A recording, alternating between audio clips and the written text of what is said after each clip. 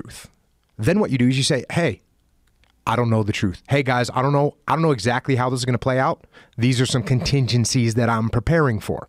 That is so much more acceptable from the troops than when you try and pretend like you know what you're talking about and it turns out you're wrong. Right. I mean, Trump does this so much that people lose track of it, right? Where he thinks something and he just goes out on a limb. I mean, he just walks right out on a limb and says, hey, this COVID stuff will be gone in a week. Yeah. And you know, then he just saws off the limb behind his foot. He does that all the time. It's a good example of how not to lead, because then people start to trust you less and less. And then when things like this happen where you find out that they actually did purposely. Now think if they would have said this, like, oh, we're worried about, we don't have enough masks. Then you know what you come out and say? You come out and you say, listen, everyone, we're not 100% sure what the masks do for people, but we do know this. Inside of a medical environment, we have to prioritize getting those people that are absolutely exposed these masks. That is why we are going to put some kind of a control over who's allowed to buy them. You just tell the truth. Well, that was kind of happening at some places, like Amazon was only doing that. They were only selling those, what is it, N95 N95s? masks? Yeah, they were selling them only to hospital workers. And there you go. They were allocating them along with other types of, I think I have 8 tests, 1, 2, 3, 4 nose swabs. I've had 4 nose swabs and 4 antibody tests. I haven't, me personally, I've still come out negative every time. But the other thing that he said, and this doctor's a very smart guy and a young, healthy guy, he said that doesn't mean you haven't been exposed to it. It means your immune system did its job. Really? This is another thing that people are saying. People are saying, oh, well, you just got lucky. You haven't been around someone who had it. He goes, no.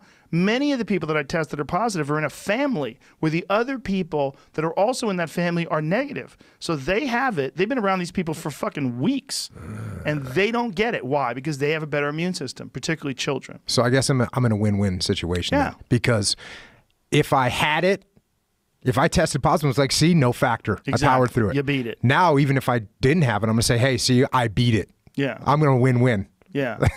I know, well, depending upon what your results are, I know 9 people that have had it now. And out of those people, only one of them had it bad. And that was my friend Michael Yo. And he got it bad from, it's real easy to track. He flew all the way to New York, no sleep. What was the dates? He was in January. January, Jamie? No. Early February or late January? March? His show in New York was March, the very beginning of March. So end of February. Okay. End of February he was here. And then he went. Okay. So he left here. That weekend went to New York. No sleep, right? Flies to New York, does radio, does TV, also does his comedy gigs, no sleep, does gigs the next day, same deal, does promo, all this shit, flies back home, no sleep, gets up in the morning, drives to Vegas with his wife and kids, the fucking kids screaming in the car, drives back home that night, hangs out with his wife's family in Vegas and drives back home that night. So 8 hours in the car just that day. Then the next day he's got auditions, the day after that he's got auditions, and then boom, hits the wall and he's fucked. And he feels like shit. And he felt like shit. By the way, his mom got it. She also tested positive. Beat it in a day. How long was he down for? He was down for a week. But he ran himself down. Also, vitamin D deficient. Yeah, so all those things. Ran himself down, vitamin D deficient, doesn't take care of himself. So like, but he caught the perfect storm of exhaustion and travel. You know, steal some stuff and we probably won't get caught. But that's a big difference. So you do have an element of kids that are like, oh, there's some mayhem going on. There's some mayhem going on. Guess what 17-year-old boys like?